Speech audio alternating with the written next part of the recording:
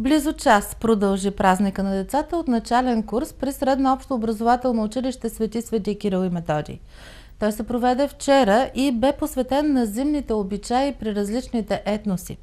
Тържеството беше част от проект, спечелен от учебното заведение. Гости на празника бяха много ученици, учители и родители, дошли да видят как се справят децата им не само в учебния процес, но и в забавленията. В тържеството се включиха и преподавателите от начален курс Любка Зашева, Светла Стефанова, Елена Байчева, Нетка Чолакова, Даниела Радева, Радка Колева.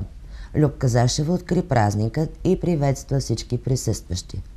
Мили деца, уважаеми родители и гости!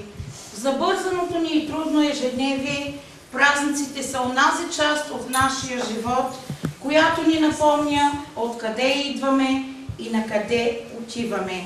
И макар всеки от нас да спазва семейни традиции и обичаи, достигнали до нас от прадеди, ако се вгледаме по-дълбоко в празничната обредност, ще видим колко много всички ние си приличаме. На празник всеки от нас желая да се събере с най-близките и обичани хора, със своите съседи и приятели, които са до него и му помагат в трудностите. Молим се, наричаме и благославяме с пожелания за здраве, късмет, берекет, мир и плодородие.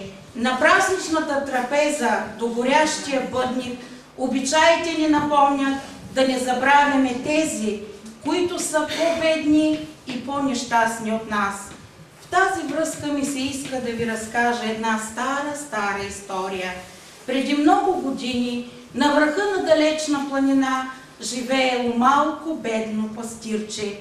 То си мислело, че ето в света има хора, на които всичко им е наред, във всичко им върви и всичко си имат.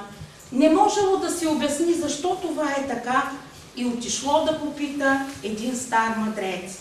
Мъдрият старец го погалил по косичката и рекал: знаеш ли, момчето ми, всички хора си приличат. Когато се наранят, изпитват болка. Когато са нещастни, страдат. Всички детски усмивки правят лицата красиви. Не е важно какво имаш в джобовете или в ръцете си, а какво имаш тук и тук. И мъдрецът посочил челото и сърцето си. Минало време, малкото момче пораснало и през целия си живот, каквото и да се случвало с него, то успяло да се убеди, че мъдрецът е прав.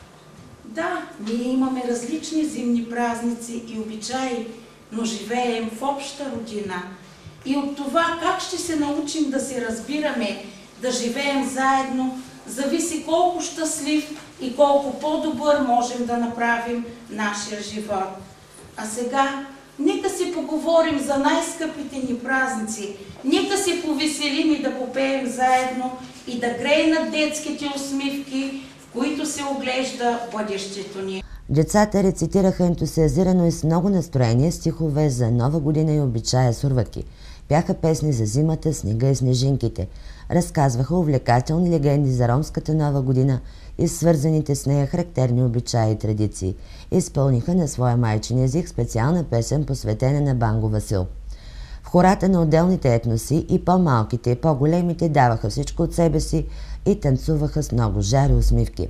Чрез интерактивни методи децата показаха, че умеят не само да се забавляват, но и да се справят с отговорите на различни въпроси, свързани с зимните празници, с приятелството и толерантността. Всички участници получиха по 2 красиви тетрадки, несесер и комплект за чертане. След като получиха подаръците, децата почерпиха своите гости и с удоволствие си хапнаха от вкусните лакомства, приготвени от техните майки и баби. Всички си пожелаха да продължат да са заедно и да им се случват само хубави неща. Проектът, който спечели Средно общообразователно училище Свети Кирил и Методий, се финансира от европейските структурни фондове. Това е оперативна програма «Развитие на човешките ресурси», компонент 1 без звънец. В програмата участват деца от 6 групи по 8 ученика от 2 до 4 клас. Това са ученици, за които българският език не е майчин и такива, които срещат затруднение в овладяването на учебния материал. Целта на учителите е чрез допълнителни индивидуални занятия и такива в малки групи с деца да им се помогне да овладеят езика в достатъчна степен, за да могат да се справят добре самостоятелно, а също така да покрият държавните образователни изисквания по учебните предмети. Освен това, ние се стараем на децата да им бъде приятно и интересно. Част от нашата работа са и съвместните инициативи, провеждани с родителите. Този празник е една от тях. Тъй като в групите имаме деца от различни етноси, ние ги учим да живеят заедно, да се разбират, да бъдат приятели и да са толерантни към различията между тях, поясни Любка Зашева.